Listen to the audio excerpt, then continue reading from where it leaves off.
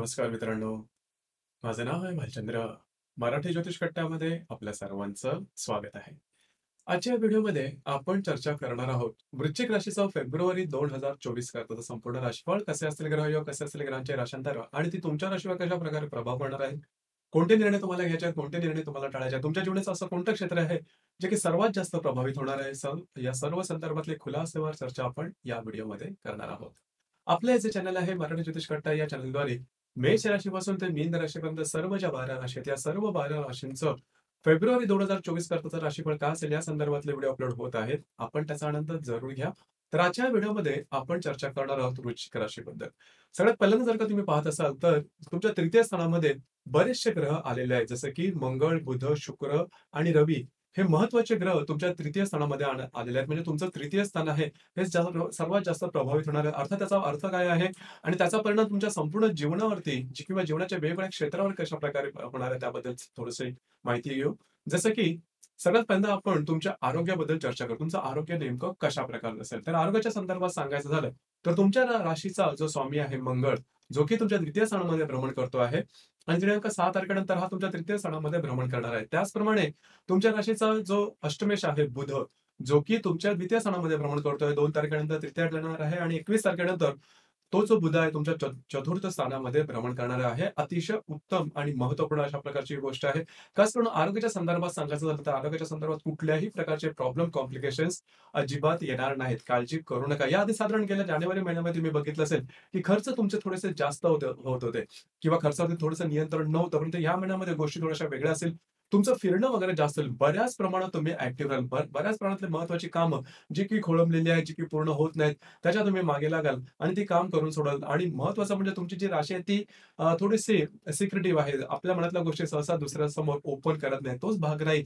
परंतु अगदी सहजपणे तुम्ही तुमचे कामं करत राहाल. महत्त्वपूर्ण कागदोपत्री व्यवहार, कोणाला काही कमिटमेंट, प्रॉमिसेस वगैरे अशा प्रकारचे. त्याचप्रमाणे तुमचं जे काही कार्यक्षेत्र आहे त्या संदर्भातले सुद्धा महत्त्वपूर्ण कामं तुम्ही अगदी सहजपणे पूर्ण करा. एक वेगळ्याच प्रकारची ऊर्जा तुम्हाला या महिन्यामध्ये दिसून येईल, जी की खूप चांगली गोष्ट असेल.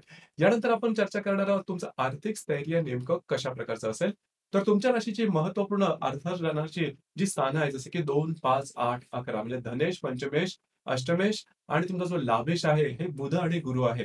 तर त्यातल्या त्यात जो गुरु आहे हा तुमचा धनेश आहे आणि पंचमेश आहे, जो की तुमच्या 6व्या स्थानामध्ये भ्रमण करतोय. तो आता मार्गस्थ झालेला आहे. म्हणजे गेल्या 2-3 महिन्यामध्ये किंवा 4-5 महिन्यामध्ये तुम्ही बघितलेलं असेल, की थोडेसे फायनान्शियल क्रंचेस तुमच्याकडे आले होते. म्हणजे काही वेळेस तुम्ही पैसे इन्व्हेस्टमेंट केले, ते चुकीचे गेले. काही काही वेळेस पैसे खर्च जास्त झाले. खर्चावरती नियंत्रण राहत नव्हतं. अशा बऱ्याच प्रकारचे अनुभव तुम्ही गेल्या 4-5 महिन्यामध्ये घेतलेले होते. परंतु ह्या महिन्यामध्ये काळजी करू नका. ज्या गोष्टी आहेत, या असं म्हटलं जाणार नाही, की तुम्हाला बऱ्याच प्रमाणात त्याचा फायदा मिळेल किंवा गोष्टी अगदी युटर्न होतील. परंतु गेल्या 4-5 महिन्याची तुलना करता या महिन्यामध्ये आर्थिक स्तर आहे तो निश्चित एका ठराविक पातळीवरती राहील, जो की समाधानकारक असेल. खर्च तुमचे तसे जास्त होणार नाहीत. याचप्रमाणे अनपेक्षित काही लाभ तुम्हाला मिळू शकतील. याचा अर्थ साधारण गेल्या जानेवारी महिन्यामध्ये तुम्हाला काही अनपेक्षित लाभ किंवा आर्थिक संदर्भात काही मोठे प्रॉब्लेम आलेले नसतील. हाच प्रकार याही महिन्यामध्ये राहील, त्याच्यामुळे काळजी करू नका. यानंतर आपण चर्चा करणार आहोत तुमचं गृहसौख्य नेमकं कशा प्रकारचं असेल. तुमच्या राशीचा जो चतुर्थेश आहे, शनी हा चतुर्थ स्थानामध्येच भ्रमण करतो आहे आणि तिथे आता साधारण 14-15 तारखेनंतर रवी सुद्धा येणार आहे. तर घरातल्या ज्या व्यक्ती असतील, मोठ्या व्यक्ती, त्यांच्याबरोबर तुमचं इंटरॅक्शन खूप चांगलं राहील. इथे एकच गोष्ट महत्त्वाची आहे.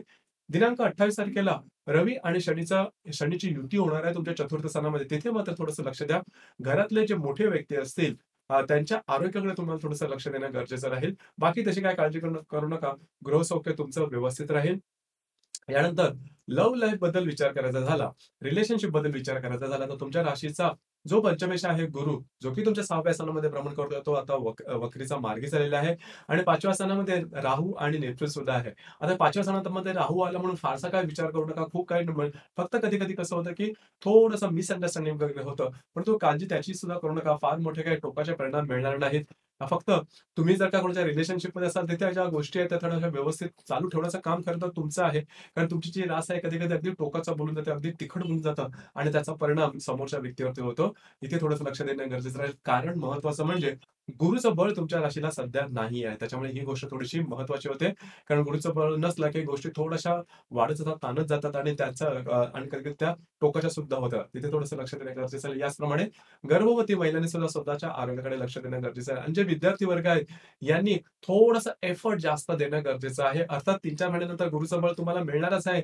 परंतु त्याआधी मात्र या 3-4 महिन्यामध्ये अशा प्रकारच्या गोष्टींना सामोरं जावं लागेल. त्याच्यामुळे स्वतःवर थोडंसं नियंत्रण ठेवणं गरजेचं राहील. त्यानंतर वैवाहिक जीवनाबद्दल सांगायचं झालं तर तुमच्या राशीचा सगळ्यात महत्त्वपूर्ण ग्रह आहे वैवाहिक जीवनाचा कारक तो म्हणजे शुक्र.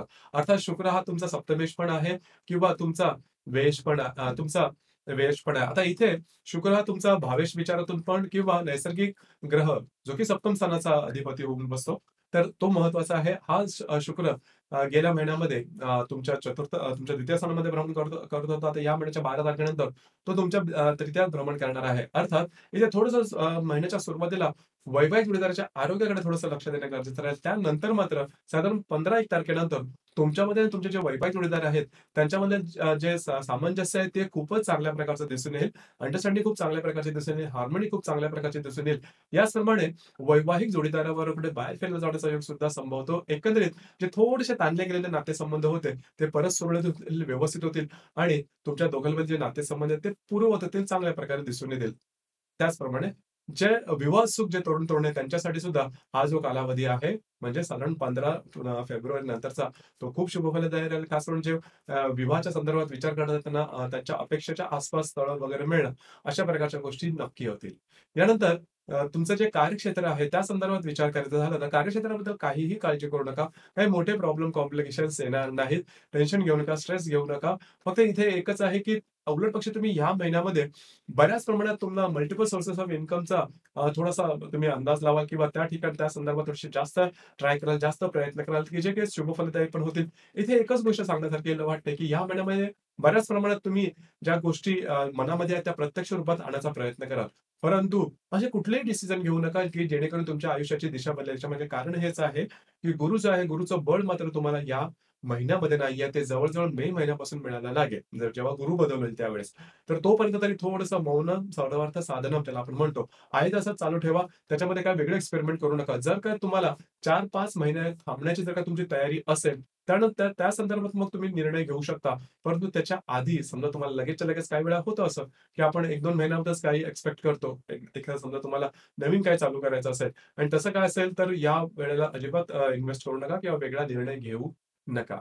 यानंतर आपण चर्चा करणार आहोत ग्रहयोगांबद्दल. ग्रहयोगांचे परिणाम नेमके कशा प्रकारचे असतील? जसं की दिनांक 2 तारखेला नेप्च्यून आणि बुधाचा लाभ योग होणार आहे. नेप्च्यून जो की तुमच्या 5व्या स्थानात भ्रमण करतो आणि जो बुध तुमच्या तृतीयात भ्रमण करतोय, दोघांचा लाभयोग होणार आहे. शुभफलदायी असा योग आहे. कागदोपत्री व्यवहार, कमिटमेंट, प्रॉमिसेस याच्यासाठी हा जो कालावधी तो खूप चांगला आहे. या दरम्यान जर तुम्ही शेअर मार्केटमध्ये ट्रेड करत असाल, तरी सुद्धा काही चांगले लाभ होतील. एकंदरीत बुध नेप्च्यूनचा जो लाभयोग आहे तुमच्याकडे शुभफलदायी असाच असणार आहे. याचप्रमाणे दिनांक 7 तारखेला नेप्च्यून आणि मंगळाचा सुद्धा लाभ योग होणार आहे तिथे आणि पंचम स्थानातून आणि महत्वाचं म्हणजे शुक्र आणि हर्षाचा त्रिकोण योग सुद्धा होणार आहे. हर्ष जो की तुमच्या 6व्या स्थानामध्ये भ्रमण करतो आणि जो शुक्र तुमच्या द्वितीयात भ्रमण करतो.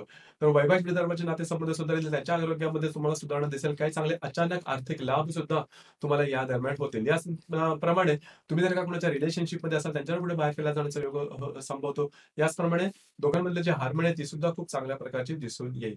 याचप्रमाणे दिनांक 8 तारखेला रवी आणि हर्षाचा केंद्र योग होणार आहे. हर्ष जो की तुमच्या षष्ठ स्थानामध्ये भ्रमण करतोय.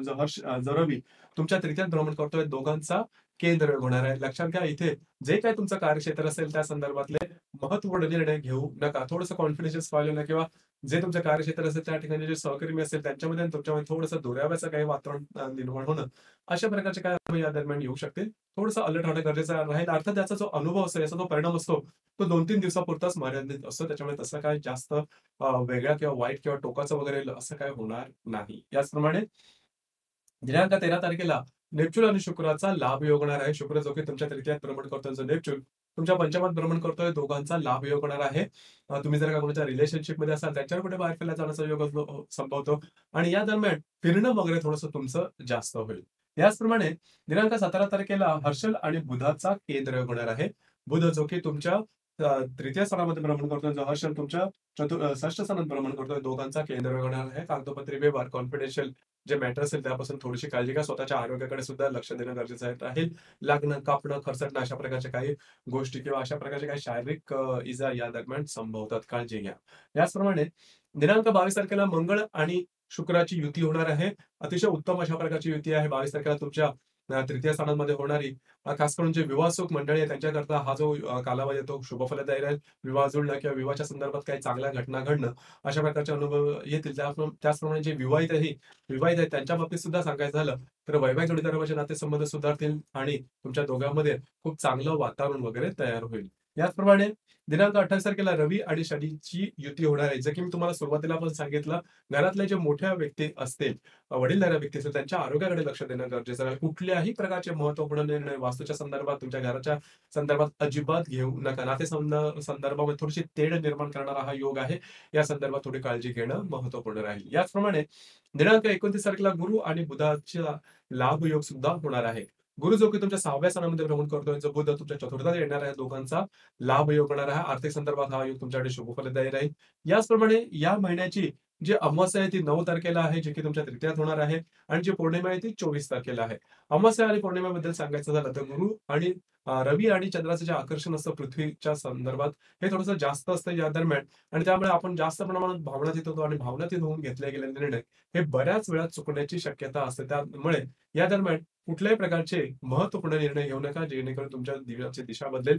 याचप्रमाणे अमावास्या जी तुमच्या तृतीयात होणार आहे या दरम्यान म्हणजे दिनांक 9 तारखेच्या आसपास आरोग्याकडे लक्ष देणं गरजेचं राहील. कागदोपत्री व्यवहार, कमिटमेंट, प्रॉमिसेस किंवा वादविवादामध्ये अजिबात जाऊ नका. गोष्टी तुमच्या थोड्याशा विरोधात जाऊ शकतील. या संदर्भात काळजी घेणं महत्त्वपूर्ण राहील.